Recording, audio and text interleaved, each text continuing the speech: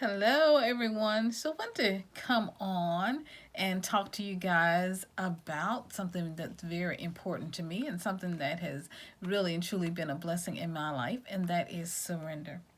When you surrender to God, you allow God, the universe, the cosmos, to come in and to work through you and to work in your situation as you might have never imagined, more wonderful than you've ever imagined or thought of before.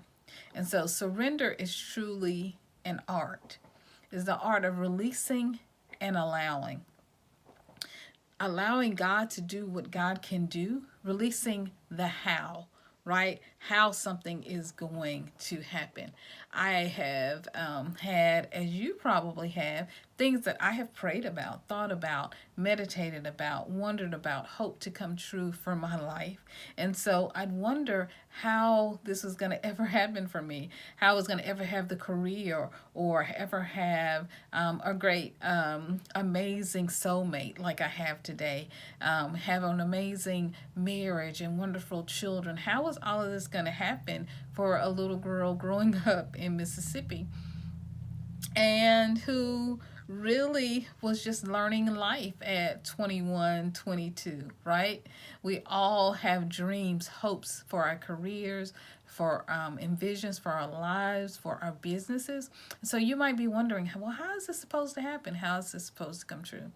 At some point, we might find that what we really have to do, instead of always trying to make it happen, always trying to work, to push, to force, to make something, is to surrender to God, to allow God to do what God can do. Meaning that we have to surrender to the universe and say, hey, I don't really know how this is going to work out. God, I don't really know how all of this is going to happen in my life. I don't really know how this is all going to come about, but I trust you and I allow you to come in and to help me to create the life that I really want. And so you're not surrendering and do nothing. No, you surrender and yield to God to do what? To begin to speak to you, to talk to you, to direct you, to lead you, to come in and to give you thoughts, desires, and actions, inspired actions that will get you to the next level, that will get you exactly where you want to be.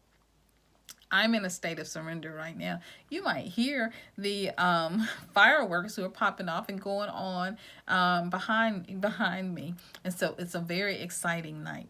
But I have a special message that I want to share with you guys. So I have to surrender to the noise, allow the noise to happen, and then I have to continue doing what it is that I've been called to do, to share this message with you.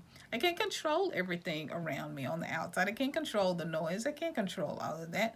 All I can do is control the message that I'm here to share with you. And so when you get focused on what you are being called to do, what God is calling you to do, and so when you get focused on that, on your message, on what God is inspiring you to do, right? And you release everything else that's going on. You release it in your mind to stop worrying, to stop nagging about it, to stop obsessing over it, to stop trying to control every minute, everything. But you come into a state of allowing, right? Allowing things to happen naturally and to occur just as they should. Then God can come in and begin to work. Several years ago, our family went to Orlando with a church youth trip. And on the trip, we had experienced on the way back a major fire. And so the fire ended up destroying everything that we had taken on the trip. And we had stopped at Tanger Outlets and went shopping and for the kids for some things for school. And it was just a couple of, like a week or two right before school starts. And so all of the new things we had bought to take on the trip were destroyed either by smoke or they were just full of soot. It was it seemed like a very devastating situation. One of the things that I lost in the fire was a beautiful Coach bag that hubby had bought for me. And so I was obsessing over it, obsessing over it. And so in the moment of prayer, I just began to release it. And God was like, I just need you to release it and just let it go. Well, a few weeks later, I could hear God talking to me. Yes, God talks to me. He talks to you too. Sends you messages through angels, through people around you, through friends, through family, right? And speaks to you when you're meditating, okay? Through Bible scriptures. God talks to all of us. So it is normal, right? I could hear God saying, go this way. I was in the, get in your car, go. And I went this way. He said, turn left, turn right, right? Go this way, go that way. And sitting on top of a pile, a person was moving out of these beautiful containers, really nice, pristine craft containers. There was this black purse. And I drove by and I remember getting in reverse, and I was like, is that a purse? It looks like a Coach. Like, wait a minute, hold on, let me get out. So I get out of the car, go and walk up, and I walk up and up to the pile, this beautiful, nice, pristine, very well stacked, very prepped, nice pile, and it was by the garbage can. It was garbage day, and I picked up this purse, and I looked inside. It was leather. I could smell the leather. I opened it up. It was one of those flat messenger Coach bags, and it had Coach in it, and it was absolutely gorgeous. And I said, thank you, God. A lady walked out of the house, and I said to her, do you mind if I keep this, if it's okay if I could have this purse and these containers, because they were filled with new ribbons, still with the tag, still wrapped around, yarn and lots of craft supplies. And she said, yes. I asked her, could I have this? Do you mind? She said, yes. I was just putting it out for garbage.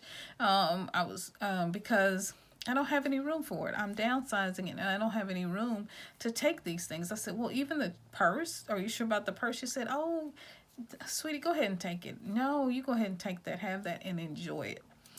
And I did. I still do. I still have that purse to this day. It is very important to me. It's a vintage leather black Coach purse, crossbody, small, and it has the flap over the top. It's like a messenger bag with a flap.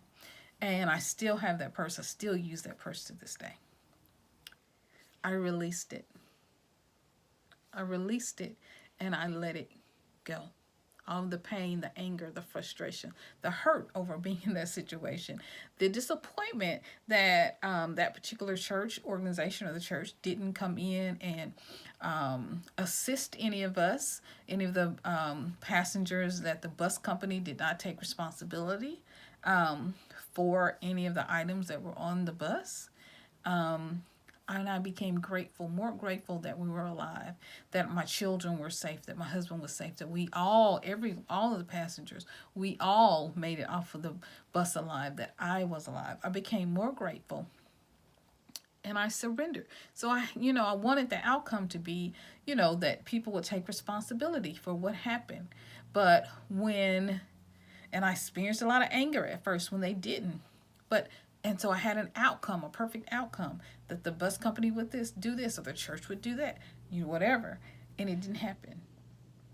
And so it wasn't until I began to surrender that God began to bring us beautiful gifts.